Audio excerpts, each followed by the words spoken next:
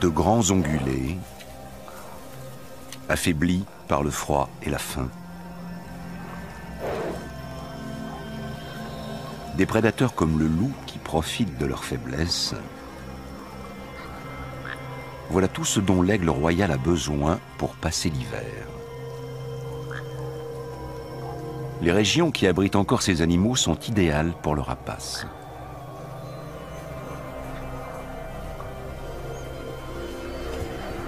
En hiver, le fier chasseur se transforme volontiers en charognard. Il se contente alors de ce que les autres prédateurs lui laissent. D'habitude, l'aigle royal ne cède pas aussi rapidement sa place à un congénère. D'ailleurs, celui-ci ne paraît pas tellement intéressé par la nourriture.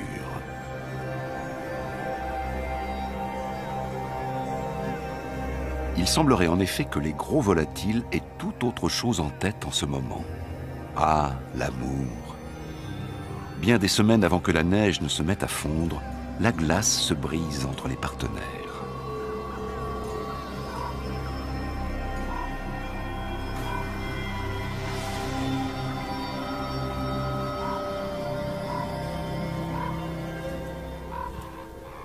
Ils vont s'accoupler jusqu'à 20 reprises avant que la femelle ne ponde au début du mois d'avril.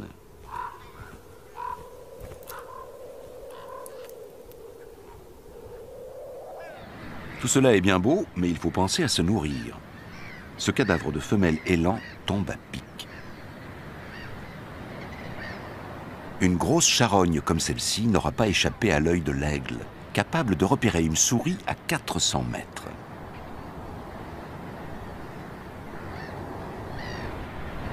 Mieux vaut arriver le premier sur les lieux.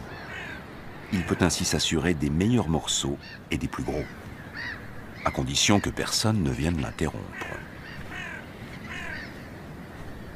Car avant d'accéder à la chair si prisée, il faut percer l'épais pelage hivernal de l'élan. L'aigle y perd un temps précieux.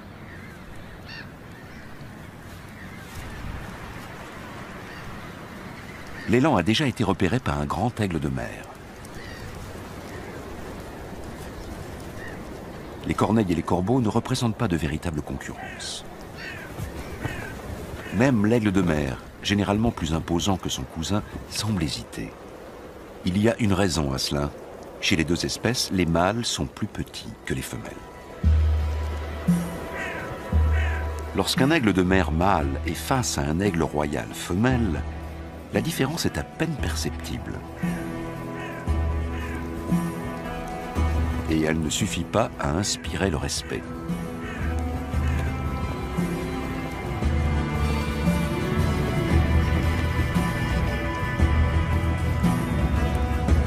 En revanche, si 5 kilos de muscles portés par des ailes de près de 2,50 m d'envergure fondent sur vous, le rapport de force change.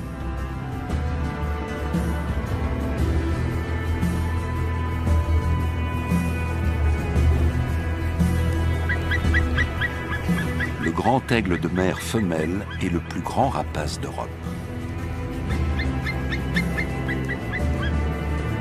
Sur les côtes de l'Atlantique Nord, l'aigle royal doit partager son territoire avec son rival.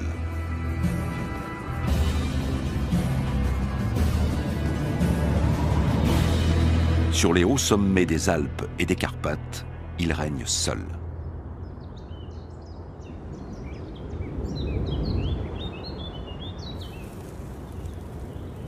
En altitude aussi, le printemps finit toujours par arriver.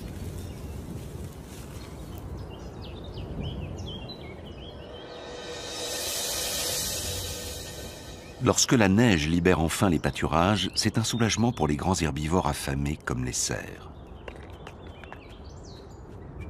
Pour l'aigle aussi, ces changements ont des conséquences. Il va trouver moins de charognes et devra chasser lui-même. Les branches fraîches déposées dans l'air indiquent que la couvaison est proche. Un étage plus bas, le coq de bruyère ferait bien de ne pas tant s'exposer. Mais tout gonflé qu'il est de testostérone, il ne pense qu'à impressionner sa belle, qui se tient quant à elle bien à l'abri.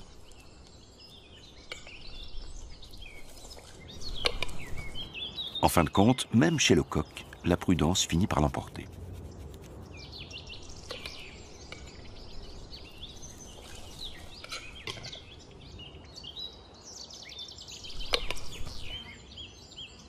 Et même à l'abri des arbres, il parvient à séduire sa douce.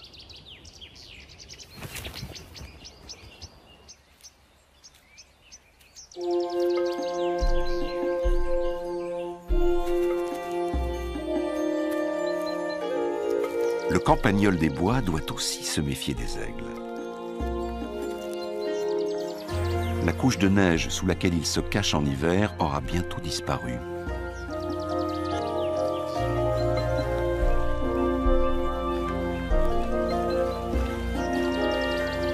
La plume enfouie sous la neige montre bien que les aigles étaient déjà présents l'année passée. Fort heureusement, les forêts de montagne où l'on trouve de telles plumes sont de plus en plus nombreuses. Dans les Alpes, par exemple, on recense à nouveau 1300 couples d'aigles royaux.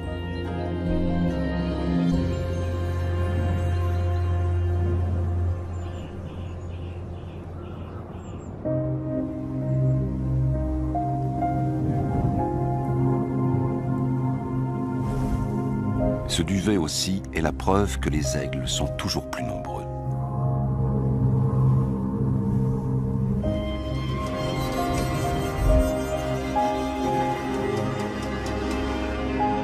Le coq de bruyère a été victime de son ardeur et a perdu toute prudence.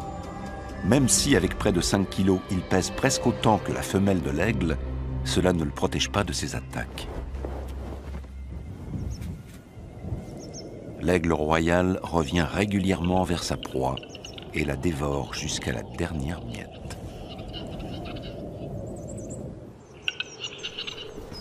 Le coq de bruyère vit dans des milieux où la nature est encore relativement préservée.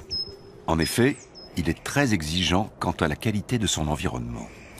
C'est la raison pour laquelle ces régions s'avèrent également idéales pour l'aigle.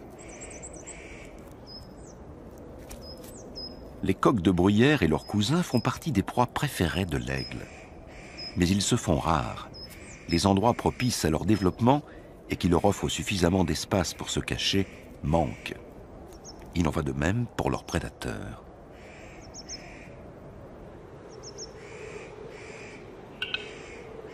L'un comme l'autre sont venus s'installer dans la montagne bien malgré eux. C'est en fait le dernier endroit qui leur permet de trouver le havre de paix dont ils ont besoin.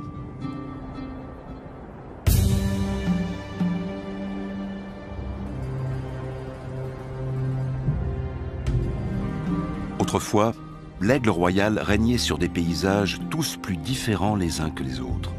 Les montagnes et les plaines, les forêts et les steppes. Depuis quelques centaines d'années, son royaume se limite au sommet. Mais il n'a pas perdu son titre de roi des airs. La parade nuptiale des aigles débute avec des vols en feston à des allures infernales. Leur numéro de bravoure commence à l'hiver. Il s'agit de séduire leur partenaire avant la période d'accouplement qui approche.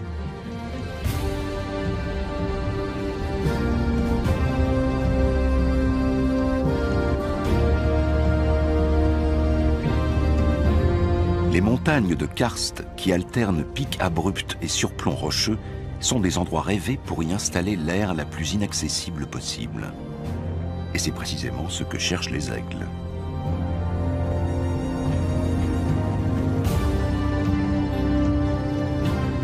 L'altitude idéale doit permettre à une aire d'être à l'abri des importuns, tout en restant accessible quand il s'agit d'y rapporter de lourdes proies.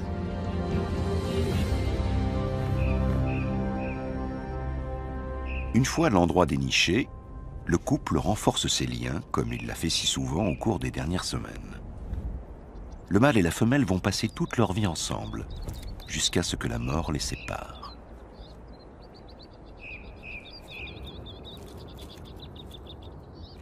Un chamois adulte est une proie un peu trop grosse, mais dans les forêts et prairies d'altitude, le choix reste immense.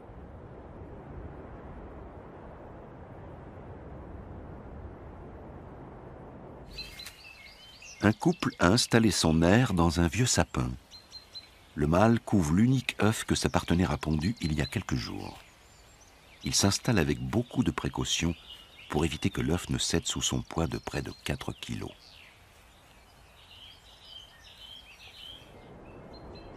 Les aigles ne sont pas les seuls à se retirer au fond des bois pour couver.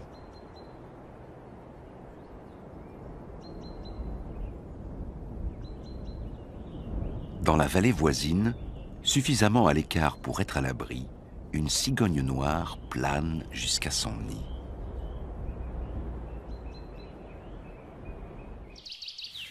Il était temps qu'elle revienne à sa couvée.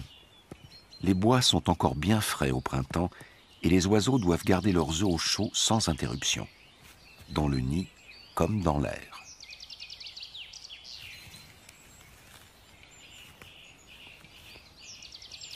Ils retournent inlassablement leurs œufs.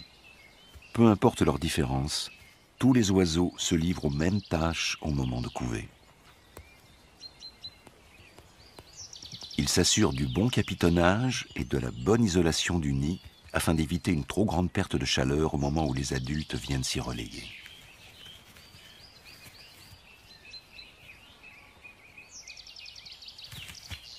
L'aigle royal, comme la cigogne noire, ne pondent qu'une fois par an.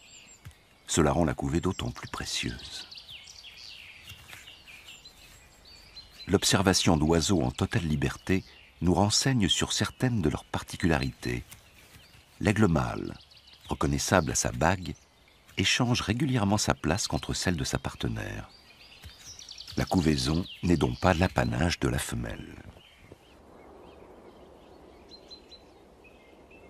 Celle-ci patiente à proximité de l'air et y retourne dès que le mâle s'en est allé.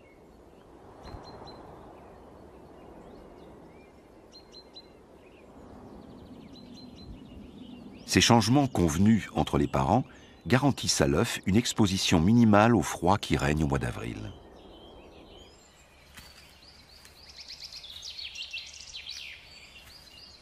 Les aigles vont devoir persévérer dans cette routine pendant 6 longues semaines, jour et nuit, jusqu'à l'éclosion.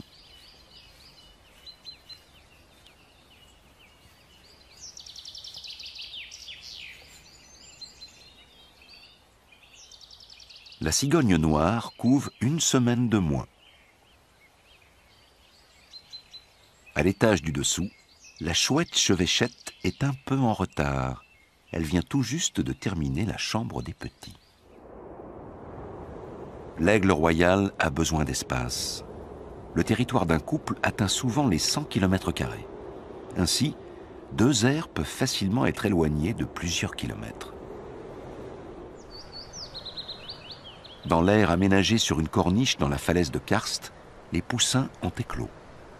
Une couvée normale en compte 2 ou un seul, rarement 3. Dès le début, les petits sont couverts d'un duvet qui les protège du froid.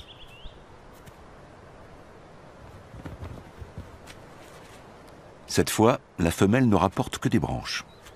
Même après l'éclosion, elle n'aura de cesse de consolider son nid. Ainsi, au fil des semaines, l'aire va être de plus en plus large et haute. Pendant ce temps, le mâle tente de repérer des proies.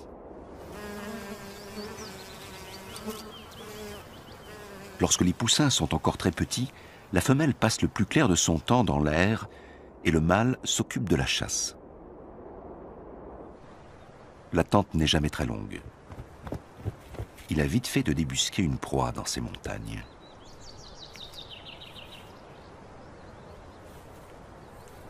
Il ne s'attarde pas pour autant dans l'air.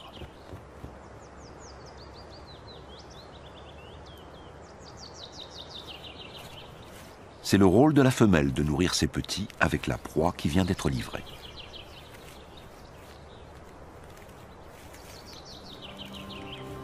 La moitié des aigles européens installent son aire sur une falaise.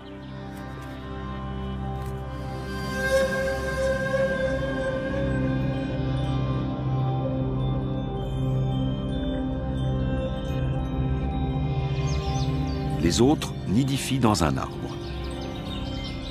Le petit n'a pas plus de 2 semaines Mais sa mère peut l'abandonner quelques instants lorsqu'il ne fait pas trop froid.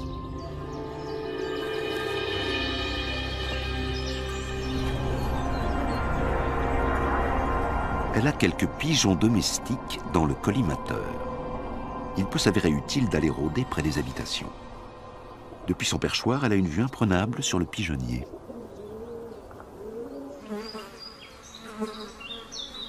L'aiglon est harcelé par les mouches qui perturbent aussi le sommeil de la chouette.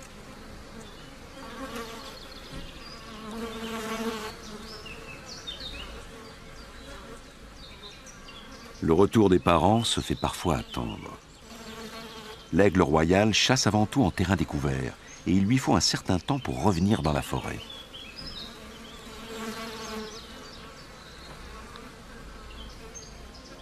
La femelle est toujours à l'affût.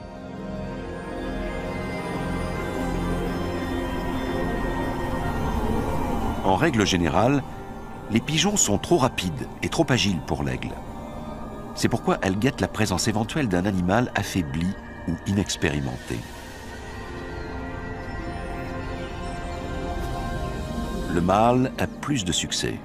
Son pigeon est déjà presque entièrement plumé. Sa tâche est accomplie. Ici encore, c'est la mère qui, à son retour, s'occupera de nourrir le petit.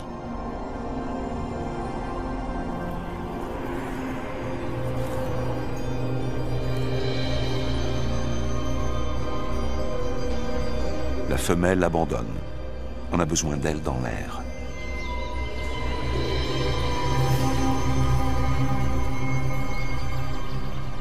La présence du gros rapace inquiète la minuscule chouette chevêchette. L'oisillon mourrait de faim à côté de la proie sans l'aide de sa mère.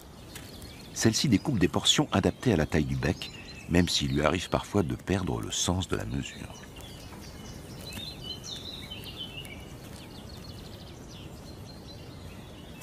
Le fait de n'avoir qu'un petit à chaque couvée permet aux aigles d'assurer la pérennité de l'espèce tout en régulant les naissances.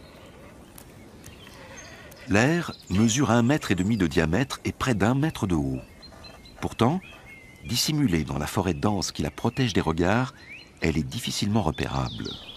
C'est une stratégie qu'utilisent aussi les cigognes dont le nid imposant est à peine plus petit que celui des aigles. Ce ne sont pas moins de 3 cigogneaux insatiables qui y attendent leur repas.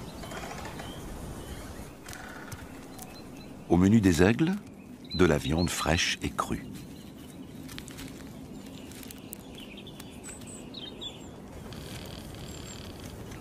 Chez les cigognes, du poisson régurgité. Les adultes rassemblent et transportent la nourriture dans leur gorge à tour de rôle. À l'éclosion, l'aiglon ne pesait pas plus de 100 grammes. Au cours des 10 prochaines semaines, il va multiplier son poids par 50.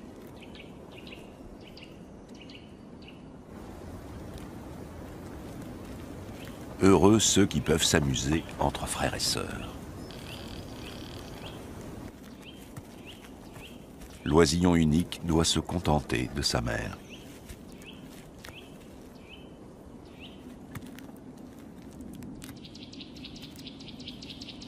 Les petits se becquent, comme lorsqu'ils mendient auprès de leurs parents.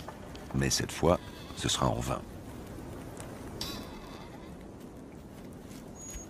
Lorsque l'après-midi fraîchit, la femelle doit réchauffer son petit qui n'est pas encore en mesure de réguler sa température.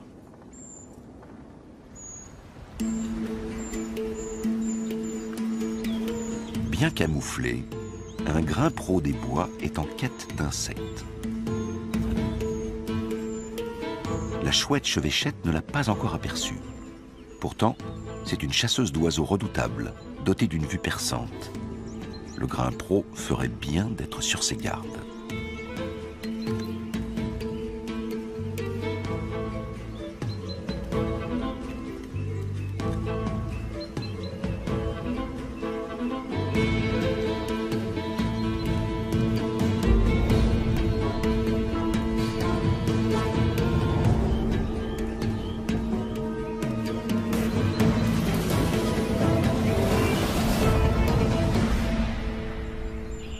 Contrairement aux autres chouettes, la chevêchette chasse de jour puisque ses proies, les passereaux, sont diurnes. Il lui en faudra environ 200 pour subvenir aux besoins de sa couvée qui compte 7 petits.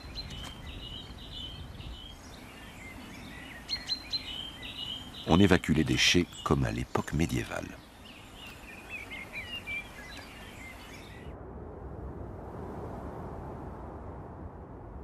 Lorsqu'elle transporte des charges lourdes, la femelle aigle utilise les courants ascendants avec beaucoup d'habileté.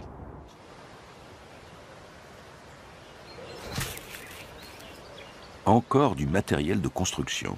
Elle n'en finit plus de bricoler.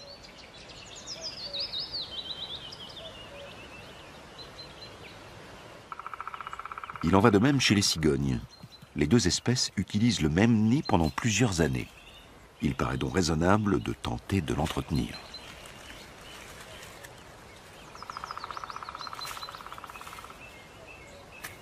Certains biologistes prétendent que les branches bien feuillues auraient des vertus antiseptiques. Cette théorie n'a toutefois pas encore été vérifiée. Un petit est mort dans le nid des voisins aux longues pattes. Seuls 2 cigogneaux ont survécu. De son côté, l'aiglon s'est bien développé. Ce n'est pas étonnant, après tout, il a sa mère tout à lui. Enfin, lorsqu'elle n'est pas occupée à bricoler.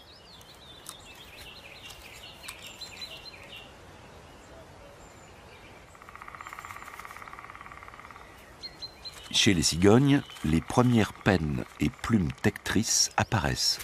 Bientôt les petits feront honneur à leur espèce. L'aiglon ne porte toujours qu'un duvet, mais il en est déjà à sa 2e couche. Dans le nid des cigognes, un des adultes monte continuellement la garde. La femelle aigle, quant à elle, quitte l'air de plus en plus souvent. La nourriture rapportée par le mâle suffit à peine pour le petit. Il lui faut donc chasser aussi.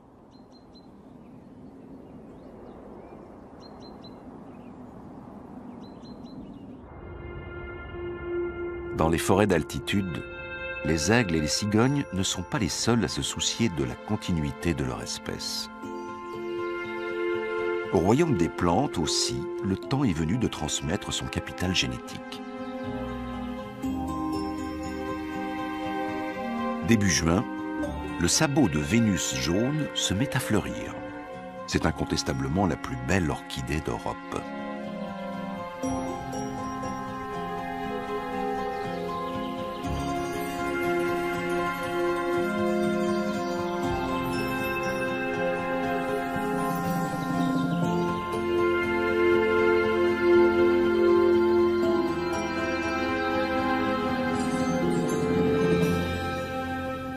Ces plantes très protégées se font rares. Dans les endroits où elles fleurissent encore et où l'aigle royal nidifie, la nature est plus ou moins préservée. Pour le mâle, la chasse a été fructueuse, mais le petit est déjà rassasié. Dans le cas contraire, il se serait immédiatement mis à mendier.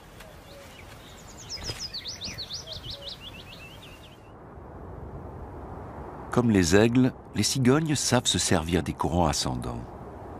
Avec des ailes de plus d'1,50 m d'envergure, elles peuvent parcourir jusqu'à 10 km en quête de nourriture. Les grenouilles et les poissons dont elles nourrissent leurs petits ne sont pas si faciles à trouver dans une forêt.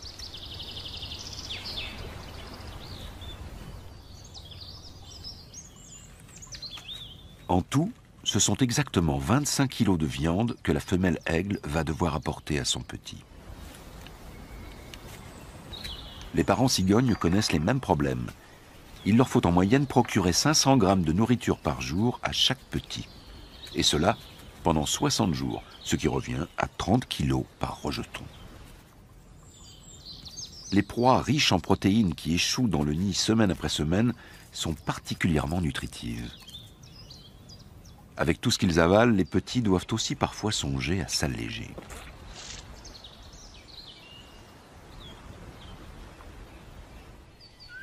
En conséquence, on voit pousser autour du nid des plantes avides de nutriments, comme les orties, que les déjections et les restes alimentaires finissent de fertiliser.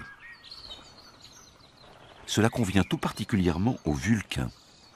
En effet, la chenille de ce papillon se nourrit exclusivement d'orties.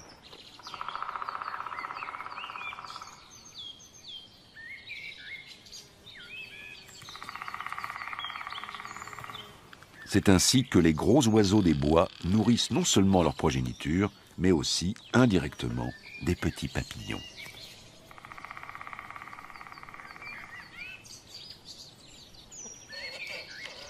Après plusieurs semaines de grosse chaleur, un changement s'annonce.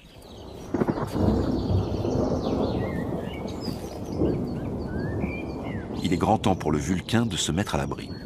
Quant à la cigogne, l'orage lui promet un bon repas.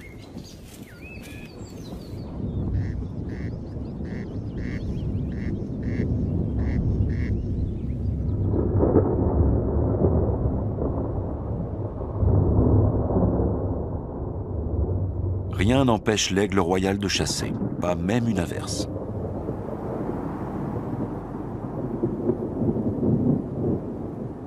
La femelle a repéré quelque chose.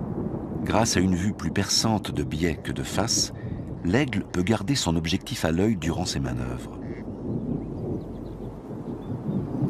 L'aigle ne s'approche jamais de sa proie de façon frontale. Si le chasseur fondait à la verticale, le campagnol le repérerait immédiatement. Tiens, il y en a du monde dans ce pré. Ce n'est que lorsqu'il est juste au-dessus du sol que l'aigle se rapproche de la proie convoitée. Pour le campagnol, c'est comme s'il surgissait de nulle part. Le mâle a suivi toute la manœuvre, mais il ignore ce que la femelle a attrapé.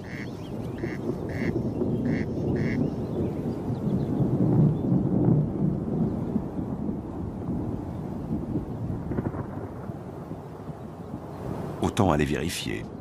Il restera peut-être quelque chose pour lui.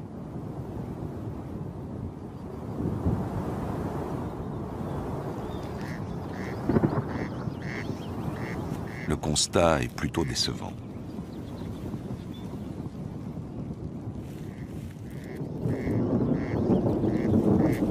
Le râle des genêts a été épargné pour cette fois.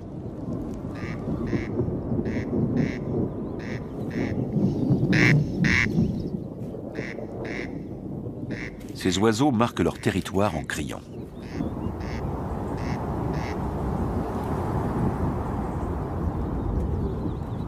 Râle des genêts, campagnols, les petits animaux font également partie des proies potentielles de l'aigle royal.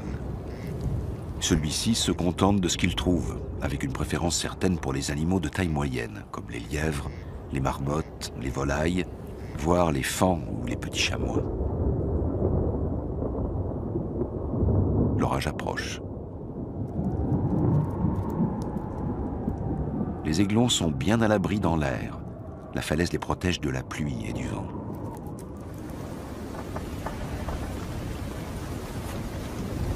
En revanche, le petit dans l'arbre est livré aux éléments.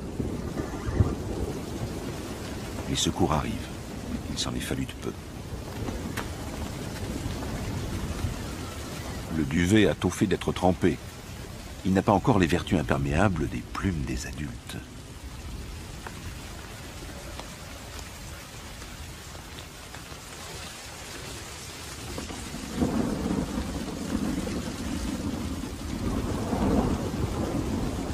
Le petit, qui a presque atteint la taille d'une poule, n'a plus vraiment la place de se tenir sous le ventre de sa mère.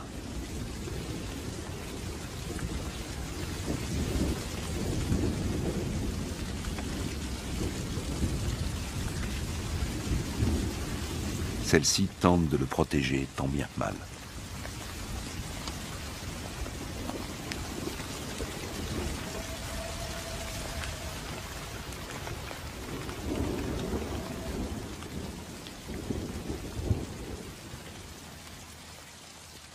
Mais même la plus terrible des averses a une fin.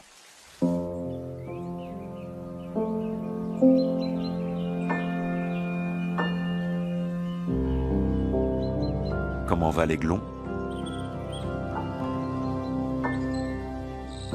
Il a surmonté l'épreuve avec succès. Ce n'est pas toujours le cas. Certaines années très pluvieuses voient de nombreux aiglons périr dans leur nid. Mais le vent et la pluie ne sont pas seuls responsables de la diminution du nombre d'aigles depuis 4 siècles en Europe. Il y a 400 ans, les oiseaux de proie dominaient encore les airs sur presque tout le continent.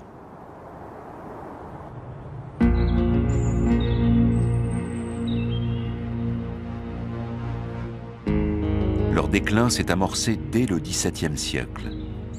Ils ont d'abord disparu de la forêt de Thuringe et des monts métallifères, et le siècle suivant, du Harz et du Jura souabe.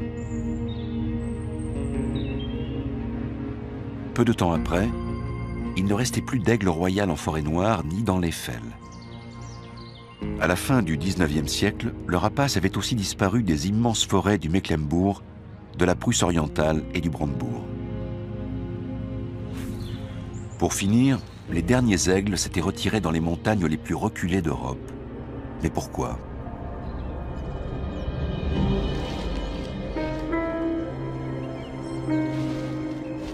Pendant des centaines d'années, les aigles ont été pourchassés sans relâche par l'homme.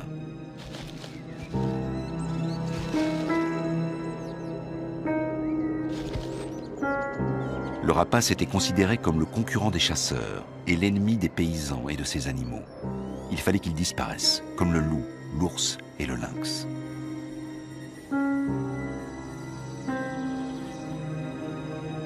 Une prime à l'abattage était promise, même en Allemagne.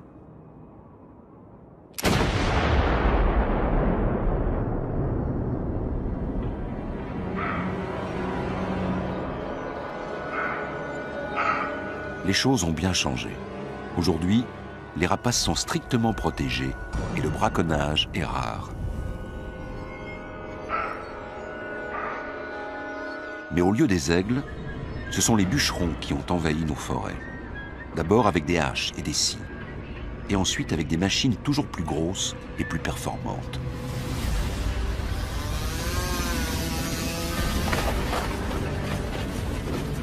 Jamais auparavant, on n'avait abattu ni travaillé autant de bois à une telle vitesse.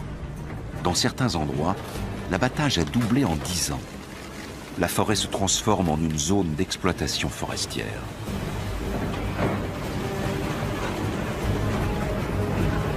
Les arbres se sont inclinés face aux machines.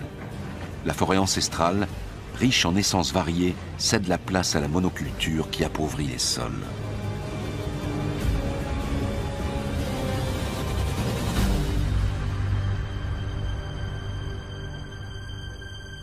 Avec la disparition des forêts millénaires, c'est l'ancien habitat de l'aigle qui est tronçonné. On adopte désormais une approche différente et dans certaines montagnes, le nombre d'aigles augmente à nouveau. Mais il faudra encore bien de la patience avant de voir réapparaître un aigle dans ces forêts.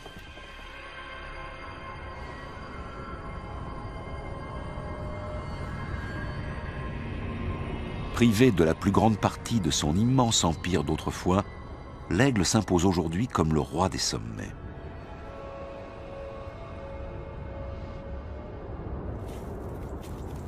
Deux bons mois après leur naissance, les aiglons nichés dans la falaise ont énormément grandi. Grâce à leur serre puissante, ils vont pouvoir attraper et tuer leur proie. Mais pour le moment, ils ne savent pas encore s'en servir. Une chance pour le petit visiteur.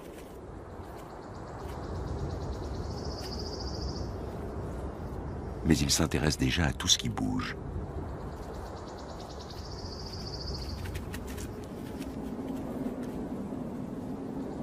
Ils ont appris à soigner leur plumage.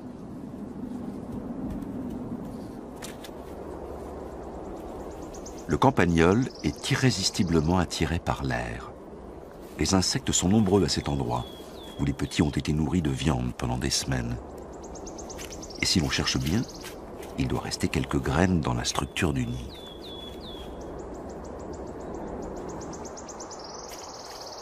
C'est un véritable pays de cocagne pour cet omnivore. Et pour l'aiglon qui ne s'est pas endormi en attendant le prochain repas, au moins, il y a un peu d'animation.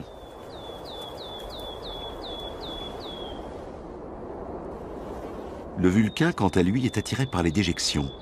Il y puise régulièrement des sels minéraux.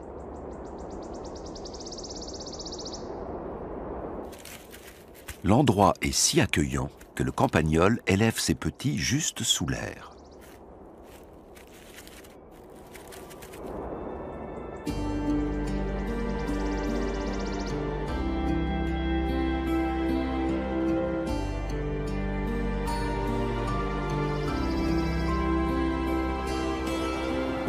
Ainsi passent les semaines, et il semble que rien ne pourra venir assombrir le ciel de l'Aigle.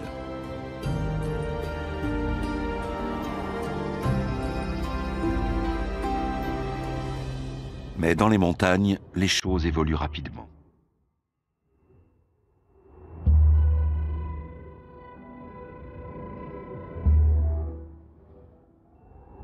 Par mauvais temps, beaucoup d'animaux se mettent à l'abri, ce qui rend la chasse plus difficile pour les aigles adultes.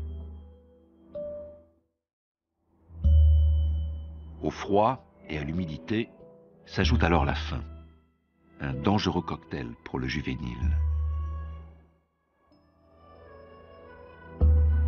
Sentant que la fin de son frère est proche, le deuxième aiglon précipite le dénouement fatal. Il ne fait que répondre à son instinct de survie. La montagne, sous ses airs de retraite idéale, a aussi ses côtés sombres.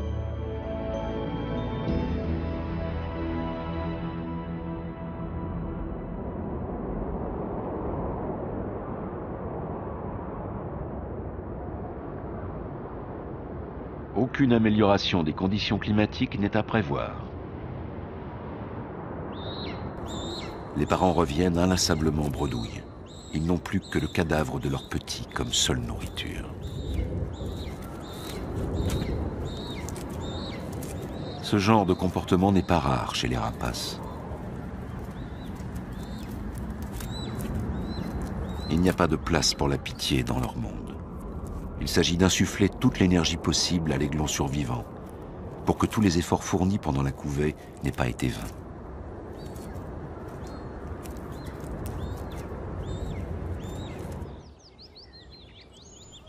Il faudra attendre des jours avant que le temps ne s'éclaircisse.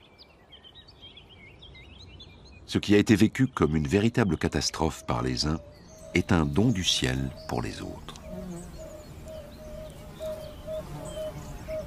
Le crapaud sonneur a un besoin impératif de ces pluies abondantes.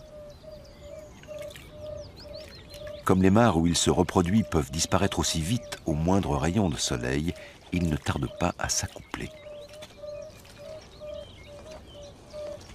Ces deux-là ne donnent pas l'impression de vraiment s'apprécier.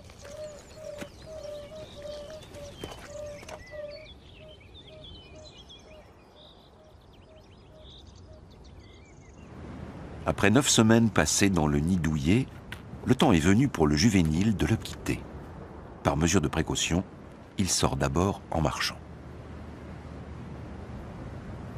Les parents lui montrent qu'il existe une autre façon de se déplacer.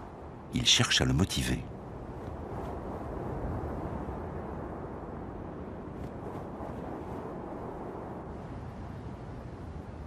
Il aimerait pouvoir en faire autant.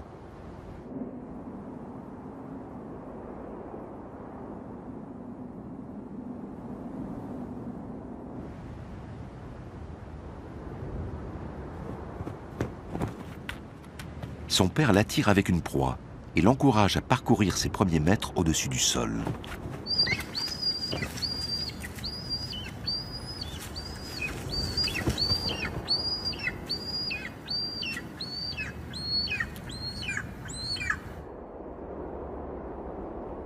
S'envoler vers la liberté et aller de l'avant.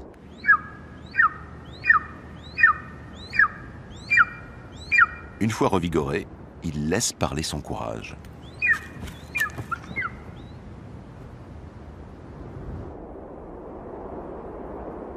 Pendant 5 mois environ, le juvénile va sillonner le même territoire que ses parents. Pour de nombreux jeunes animaux, commence à présent le temps de l'exploration. Au fond d'un terrier, une portée de jeunes renards somnolent.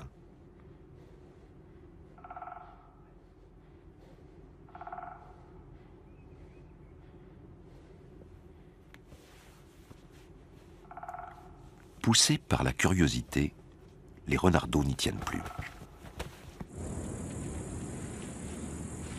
Parfait. Le pâturage est fraîchement fauché, c'est un terrain de jeu idéal. Mais il est également dangereusement à découvert. La scène n'a pas échappé au couple d'aigles. Une telle aubaine, avec de jeunes renards inexpérimentés, ne se présente pas si souvent.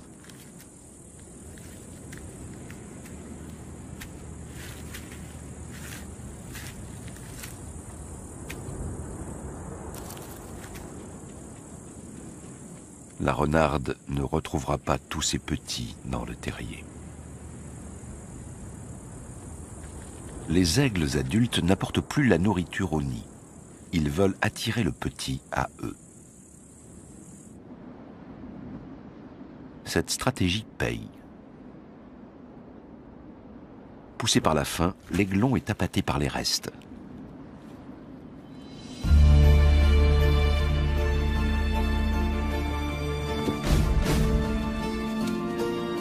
Lorsque les gros oiseaux ont disparu, c'est au tour des petits, comme ce jet, de venir se servir. Rien ne se perd.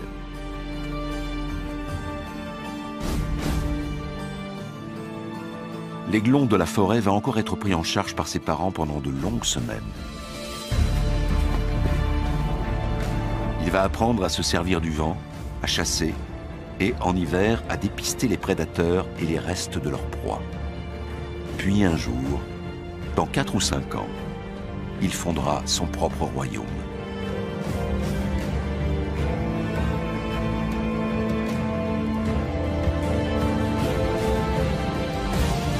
Les cigogneaux aussi s'élèvent dans les airs. Ils vont bientôt migrer vers le sud et reviendront l'année prochaine auprès de ceux qui sont devenus, bien malgré eux, les rois des sommets.